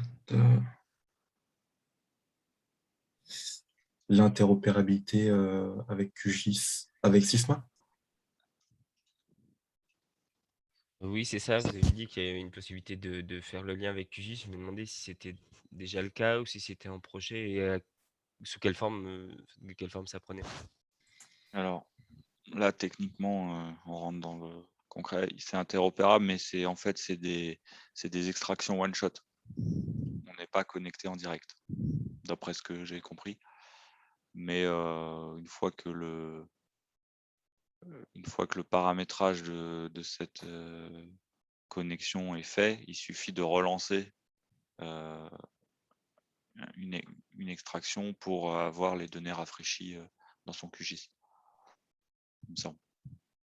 C'est la possibilité de se connecter à la base Sysma pour afficher les données dans QGIS, c'est ça? Ça doit être ça. Ok. Faut qu'on revoie un petit peu plus en détail quand on aura les accès. Mais ça avait été expliqué ça, par la SEV nantaise. Malheureusement, là, il n'y a personne Ok. qui est techniquement plus au point que moi, j'ai l'impression. Ça aurait été pas mal s'il y avait eu le PTB Vilaine, enfin Benjamin. Je crois qu'ils sont en cours de développement de ça, moi. Dans mes souvenirs, j'ai pas mes notes sous les yeux là, mais je crois que c'était en tout cas quelque chose qu'ils avaient en tête de développer, mais je suis pas sûre que c'était vraiment développé, hein. Comme tu dis, je pense que c'est un one shot pour l'instant. Ouais, non, mais c'est possible. On peut rafraîchir, on peut créer des données dans Sysma et les envoyer dans son QGIS pour aller plus loin. Le QGIS va permettre comment dire. En fait, le Sysma va pas venir remplacer QGIS. Les techniciens vont pouvoir continuer à travailler sur QGIS au quotidien pour aller plus loin, faire des valorisations à leur échelle, à l'échelle de leur structure, s'ils veulent faire des créations de cartes ou autres documents de valorisation pour des réunions ou pour des points techniques ou pour des copies ou autres. Mais le fait de le rentrer dans Sysma, ils le rentrent qu'une fois, l'objet, et ils peuvent le récupérer dans QGIS via système de rafraîchissement. C'est dans QGIS qu'on paramètre la connexion à la base de données, en fait. Ouais. Mais là-dessus, je m'avance un peu, je ne veux pas dire de bêtises. Il y a des questions assez, on va dire, précises. Typiquement sur Sysma, on peut envisager dans le cadre des formations justement de vous présenter un peu plus en détail ce type d'outil. Je ne sais pas si Simon, tu peux remettre le questionnaire par rapport aux formations dans le chat. Ah oui. Du coup, effectivement, Charlotte avait diffusé un questionnaire pour sonder un peu vos besoins et préparer ces questions de formation. Donc, typiquement, s'il y a des demandes pour présenter un peu plus en détail Sysma, on peut le faire. Je sais qu'il y a pas mal de personnes qui avaient répondu sur le fait d'un peu mieux structurer sa donnée. Donc, typiquement, on peut travailler là-dessus. Enfin, on est assez ouvert sur le contenu, ça dépend. L'idée, c'est quand même de répondre à des besoins concrets de votre part. Donc voilà, n'hésitez pas à faire remonter vos besoins. Là, concrètement, la façon dont ça va se passer pour la suite, c'est que du coup, il y en a un certain nombre d'entre vous qui ont déjà répondu à ce questionnaire-là. Donc, pour ceux qui n'ont pas répondu ou qui ont déjà répondu, mais finalement, ça génère, la présentation d'aujourd'hui génère d'autres idées, il ne faut pas hésiter à revenir dessus. Par contre, là, voilà, c'est bientôt, hein. Donc, ce qu'il faudrait, c'est que nous, d'ici la fin de la semaine, on ait une vision des attentes, des besoins, qui peuvent se formaliser à travers ce questionnaire-là ou là, aujourd'hui. Il ne faut pas hésiter aussi à intervenir, à dire, nous, c'est ça qui nous intéresserait, etc. Et nous, à la fin de la semaine, on refera le point de tout ça pour essayer de proposer justement des solutions ou des contenus, et puis contacter aussi peut-être des gens en fonction des attentes particulières, quitte à ce qu'on trouve une autre date si vraiment on n'arrive pas. Mais l'objectif, ce n'était pas de proposer des choses clés en main, mais vraiment de répondre à des questions. Donc, s'il y a 4 personnes qui ont besoin de quelque chose et 4 autres qui ont besoin une autre attente, on peut organiser 2 petites sessions séparées pour répondre vraiment, toujours dans la logique qu'a présenté un peu Florence, c'est-à-dire d'accompagner, d'essayer de mettre en mouvement un certain nombre de choses. Voilà, nous, le programme Berceau, il s'arrête, donc on ne pourra pas continuer à faire ça pendant des mois. Mais voilà, là, on profite un peu de la fin de ce projet pour essayer d'initier ces éléments-là. Donc, il ne faut vraiment pas hésiter à formuler un besoin, quel qu'il soit, même si ça peut sembler je sais pas, simple. Si le besoin il existe, il ne faut pas hésiter à le formuler. Puis nous, on verra comment est-ce qu'on peut y répondre. Et la Oui. formation du 14, c'est dédié à l'Ille-et-Vilaine? Non, c'est à Bretagne, je suppose. Non, non, non, c'est Bretagne, pour ouais. tout le monde. Ouais. C'est pour tout le monde, d'accord. Donc, ça ne sera pas que sur l'outil Sysma, quoi. Non.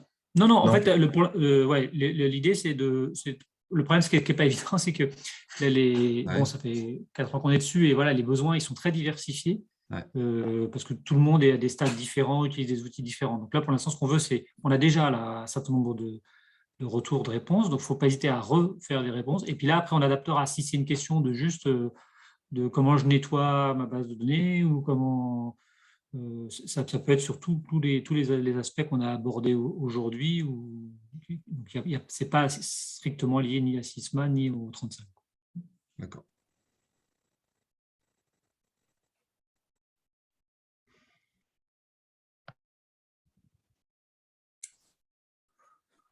Bah, écoutez, s'il n'y a pas d'autres questions ou remarques, on vous laisse quand même nos contacts. N'hésitez pas si vous pensez à d'autres éléments par la suite.